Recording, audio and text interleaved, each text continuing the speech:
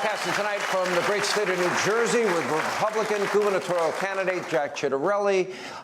Here's the amazing thing. 4 polls now have the deep blue state of New Jersey a 1-point race. That means anytime you get within 1 and you have 4 credible pollsters saying it, that means it's a turnout election.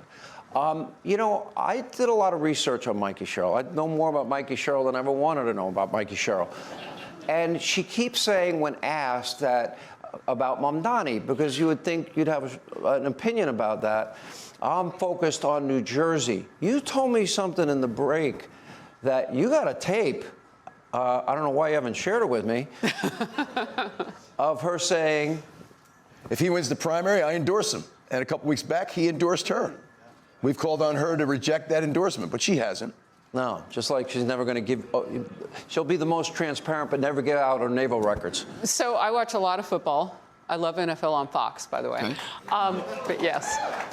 But there have been a lot of ads, those local ads from Mikey Sherrill, and she is saying things like, I won the first day of the early vote and all of that. Talk to me about the early vote, because what we're seeing is a lot of Republicans vote, and that's kind of uncharacteristic for First of all, you can't believe anything right. she says. Her entire campaign has been based on a stack of lies about me and her disdain for the president. She could fly a helicopter. Is any of that going to fix New Jersey? Right? It's not. So it's a great point. We've seen more Republicans return their vote by mail ballot than ever before. They went out last week of September, and the return rate's been phenomenal. And here through the first 5 or 6 days of early voting, which goes through Sunday, we've been matching them voter for voter. That puts us in a really good position. And I know that those high propensity voters are what she has kind of gone for. Talk to me about the process, because there is some strategy to how you're doing this. Well, listen, if somebody wants to vote on Election Day, we don't bother them. That's what they want to do. That's their right. We do encourage people to vote early, but we go after those 1 out of 4 Republicans. Those are people that typically only vote in a presidential year. And we say to them, do you love this state? Are you angry about everything that's going on? You got to turn out in the governor's race, too. And we've done a magnificent job, our local Republican organizations have, of getting those people to either vote by mail or vote early. All right, we have a great audience, very patient. Sir, your name? Steve Dinistrian. Oh, Steve, long-time listener, first-time caller. Yeah. That's a radio thing. All right. Thank you for being with us. You bet. Your question. You bet. So, Jack, to all those independents and Democrats across the state who have never voted Republican, but have reached a point where they are just sick and tired, and they see no change, and they're on the cusp, what's your message to them in the final days of this campaign? So this is important because the majority party in this state, the majority party, quote unquote, are the 2.5 million unaffiliated independent voters that lean right. And they're just as pissed as everybody else. So the key is to have a candidate that gets up and down the state 8 days a week, and you know that I do, and tells them about what we're going to do. I mean, one of the reasons why I'm a proud Republican, we've always been the party of ideas, the party of solutions, and I've given very specific policy proposals on how to address the property tax crisis, the income tax crisis, public safety crisis, public housing crisis, education crisis, all across the board. Ideas get people excited, and I think that what we're seeing in all the polling is that independents are very much on our side. You know, I see a discernible difference in you. I see an energy behind you that has been growing as this campaign's gone on, and I've interviewed you now many times. Ma'am, how are you? Thank you for being here. Oh, thank you for taking my question. So I'm asking this because I see my nieces and nephews and a lot of young kids struggling to buy a house. House prices are way too high, and they're in short supply.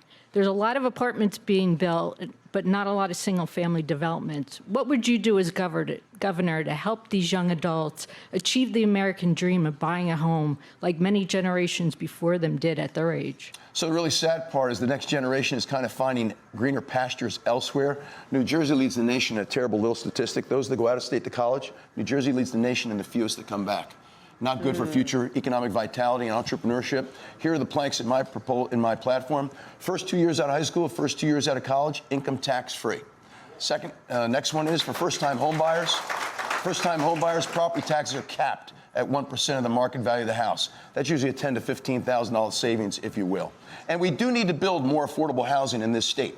I just want 2 things. I don't want it in rural suburbs where there's no mass transit and no jobs. We need to stop overdeveloping our suburbs, right? And I also want to see more options for a lease purchase. You know, the next generation, everything's rent, rent, rent, rent, rent.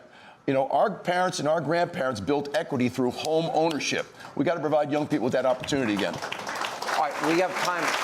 Really quick question.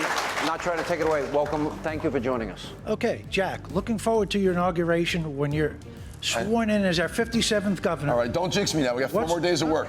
We're looking ahead. We're feeling good about this. I love He's your feeling spirit. good about it. We have to be. What will be your first official action as governor on behalf of the citizens of the soon-to-be red state of New Jersey? Executive order number 1, no sanctuary cities, no sanctuary state.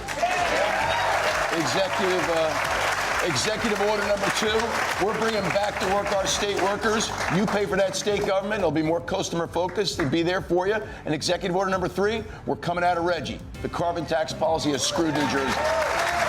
More Hannity as we continue. Will the deep blue state of New Jersey turn red? That would be a political earthquake. We'll continue. Hey, Sean Hannity here. Hey, click here to subscribe to Fox News YouTube page and catch our hottest interviews and most compelling analysis. You will not get it anywhere else.